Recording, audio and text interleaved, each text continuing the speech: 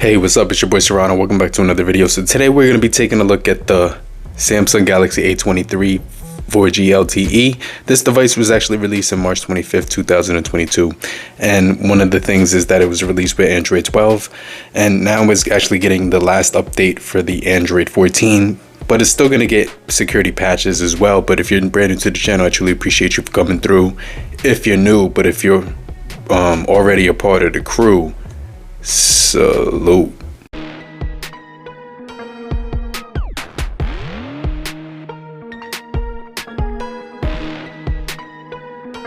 So today we're going to be taking a look at the One UI 6.0 Android 14 update, and this device was actually released with Android 12 with One UI 4.1, and so I'm really excited that this device is getting this last update because this will be their final software update.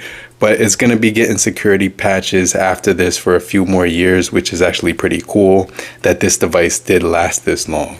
And so I still think this device is actually worth picking up. It's got a really good price point, but it's also got some really cool features. You're getting LTE on this device and dual SIM. You're also getting a 3.5mm headphone jack with the brick inside of here, as well as the charging cable. And you're getting the pin for removing the SD card, and so you can expand the storage up to 1 terabyte as well. You also do get accelerometer on here with some really good GPS. It's going to give you Type-C for reversible charging, and so you're going to be getting some pretty cool features when it comes to the Samsung Galaxy A23, especially when it comes to the One UI 6.0. It's going to have a refreshed and optimized interface, so when you're going through and browsing through this phone, everything is going to be more straightforward and easier to get to.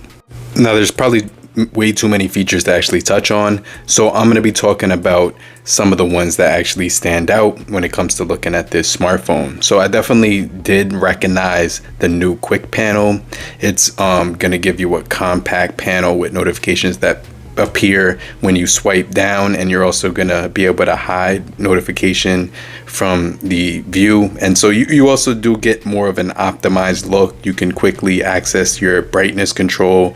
You get more improved, album art and everything like that, enhanced layout when it comes to the notifications. You're going to also get more vivid icons when it comes to the notifications as well, so you won't really miss those because they're just going to pop out when you're actually seeing them on the display. And the display is actually a really nice display when it comes to the overall look of it. It's a 1080 by 2408 20 by 9 TFT LCD IPS display, full HD plus with 400 pixels per inch. You're also getting 990 hertz display with Corning Gorilla Glass on here, and so the cameras are actually really optimized. You're getting 64 gigabytes of internal storage as well, and so I definitely think the 4 gigabytes of RAM is cool on here, but you also do get RAM plus. One of the things I noticed about the cameras is that you can customize your own personal emoji, and so that's actually cool to play around with when you're using it, and you can customize it with your camera. It gives you a 50 megapixel camera with a 5 megapixel wide angle camera, and then you're going to get the macro lens on here, which is 2 megapixels, and a portrait mode on here with 2 megapixels as well. This thing won't give you the highest recording when it comes to snapping, but when it comes to the refresh rate at 90 hertz, everything looks really good when it comes to social media. But one of the main things I noticed about using the Samsung Galaxy A23 4G is that it was very much more optimized, and everything just seemed to move a lot quicker. You can get access to everything much easier because it's going to give you one-handed operation, mini view. You also do get, the option to shrink the display with the quick view. And so you can actually get really good multitasking and, productivity out of this device when it comes to browsing through it. It's easy to get through to the split screen when you want to multitask and when you want to actually do the pop-up window as well. And so I definitely think this device stands out when it comes to, multitasking and everything like that, especially because of the price point. And so everything just seems to move a lot faster on the One UI 6.0, and as well it's going to give you better animations. So when you're actually leaving an app, you're going to notice that everything seems to it has like a really good animation when you're going in and out of apps. Now, when it comes to, the performance on this device, we are getting a Snapdragon 680, and the Snapdragon 680 is actually really good when it comes to optimization. It's good with battery life as well.